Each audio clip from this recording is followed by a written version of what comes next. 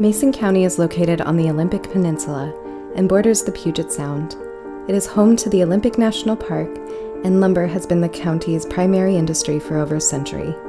Mason is a rural county with a population of less than 61,000 residents. Approximately 17% of the population lives in poverty. Mason County is remarkably interconnected, with many local programs and services available to assist those who are attempting to break out of poverty. I came to Mason County in 2011 as an AmeriCorps volunteer to help United Way develop the Asset Building Coalition of Mason County, and I have since become the coalition's coordinating director. During the last 4 years, I've been a financial mentor, and I have taught financial empowerment classes to hundreds of people throughout the county, the majority of whom are women living in poverty. Through extensive research and experience, I have found that it is easier for women to fall into poverty, and it is much more difficult for women to climb out. Through interviews with women who are or have experienced poverty and the professionals who are helping them, this documentary explores the barriers that keep women from obtaining self-sufficiency in Mason County.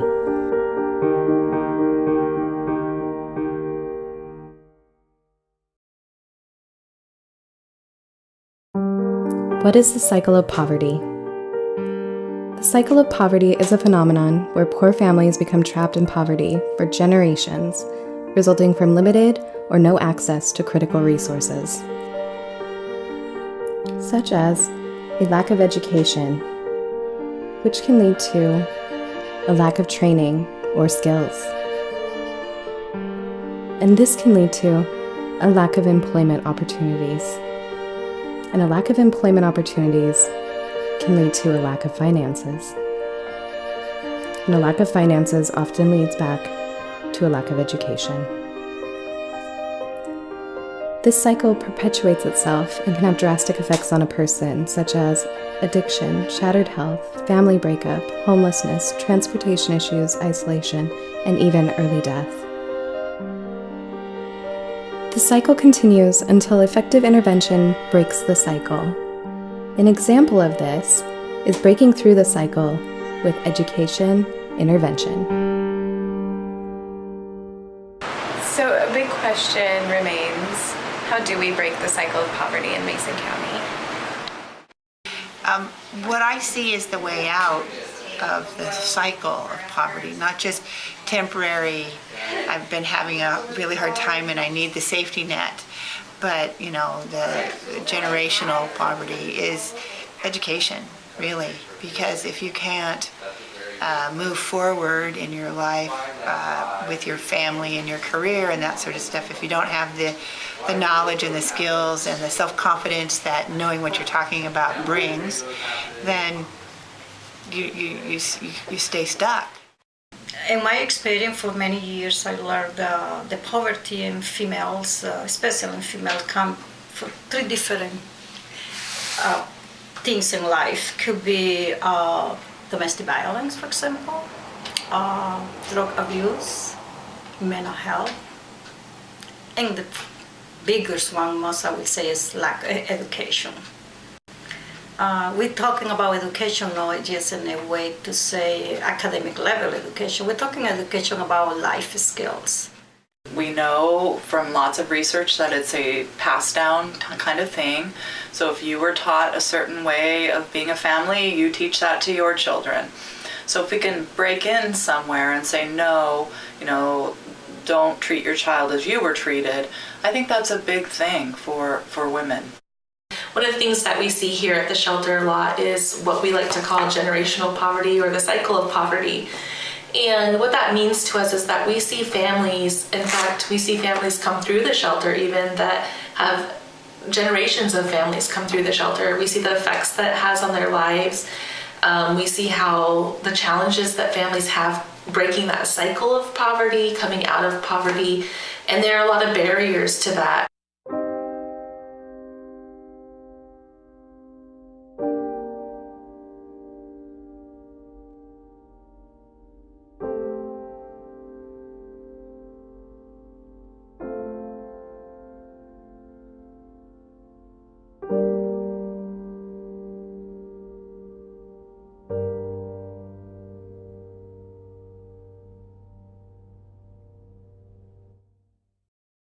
I'm Terry Bash. I'm 59 years old, homeless.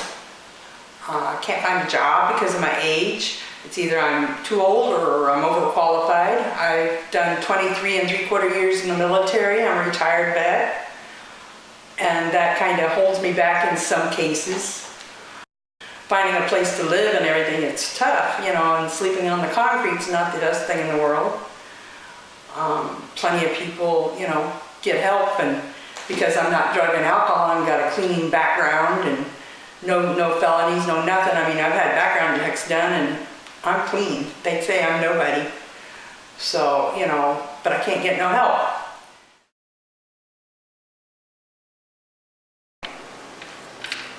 Hi, my name is Karen, and I'm 32 years old, and I guess I've always lived a life of poverty, and you know, it was just kind of the way I grew up with my parents.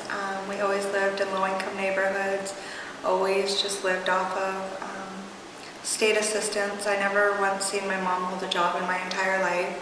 My dad worked for a little bit with his dad, but after that I never seen my dad work either. And nobody in my family ever went to college. Nobody in my family ever talked about going to college. It just wasn't something that we did.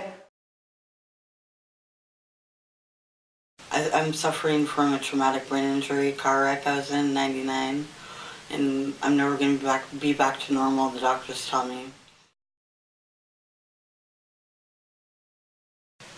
Hi, I'm Chris. I live on the Skokomish Indian Reservation. I saw a friend the other day and I told her how my husband left me with all the bills. And anyways, so it moved back at the middle of February. And I moved back in with my parents. And my girlfriend said, isn't it great that we can come back home, you know? And she was right. What do you see as a major barrier for women in poverty?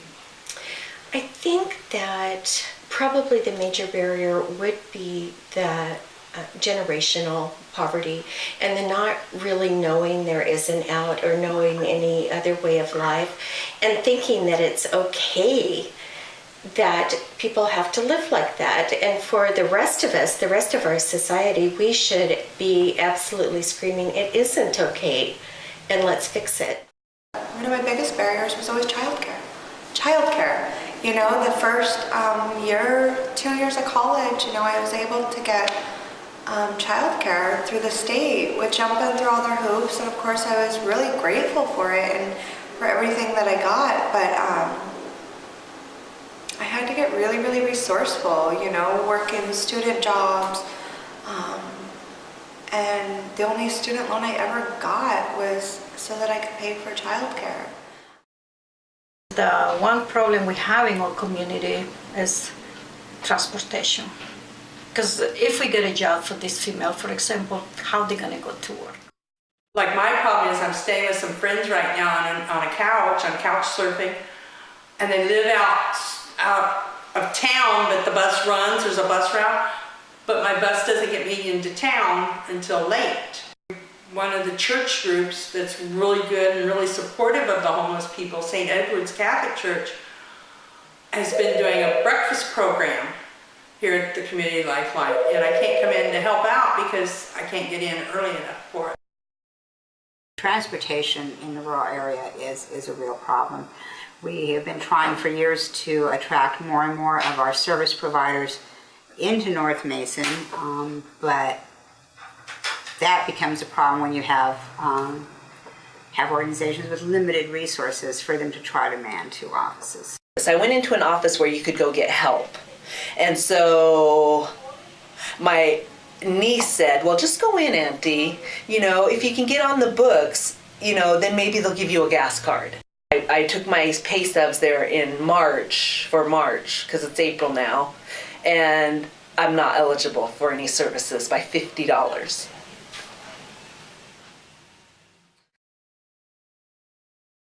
Not living on my own. I need housing. I live in my mom's backyard in a 15-foot trailer, and I can't have any friends come over to her house day or night. they said that if I do, I get kicked out of their property. So I need my own housing bad. One of the housing barriers here in Mason County, working with the clients that I do, many of them have less than perfect credit. They have backgrounds that are a little spotty, and the lack of people and landlords that are willing to rent to people, even though we have many structures, many houses, many apartments available.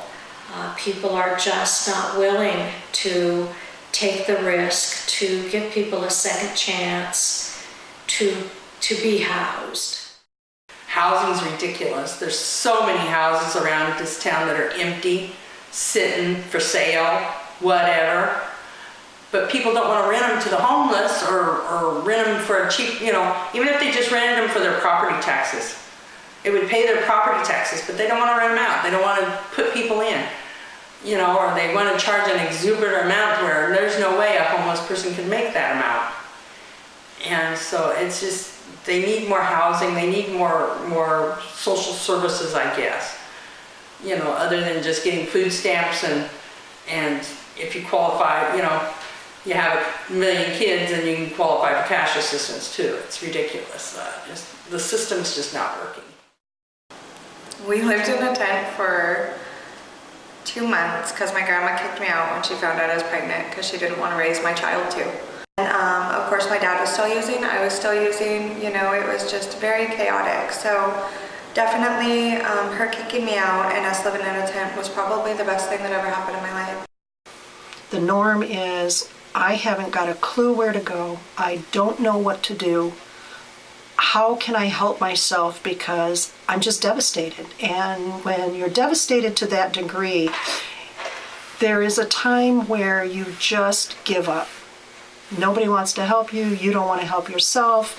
Alcohol and drugs play a big part of it because you want to numb yourself to it. I know people say you can't get sober or anything for your children, but for my child I wanted to. For my child I wanted it for myself, which has changed my life.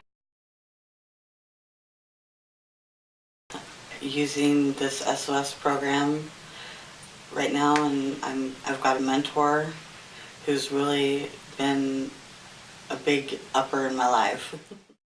I'm Sarah, and I'm a mentor for SOS. I mentor Ira. I find it very fulfilling to be a mentor along with my other jobs. I find it also a challenge for single women with no children because it makes it harder for them to find resources. And then a lot of the resources in Mason County are not really known. I started going to college in 2010 thanks to my counselor at the Harvest Program, who never let me stop going further. I do have a seasonal job, which is the cold weather shelter here in Shelton. I'm staff 3 nights a week.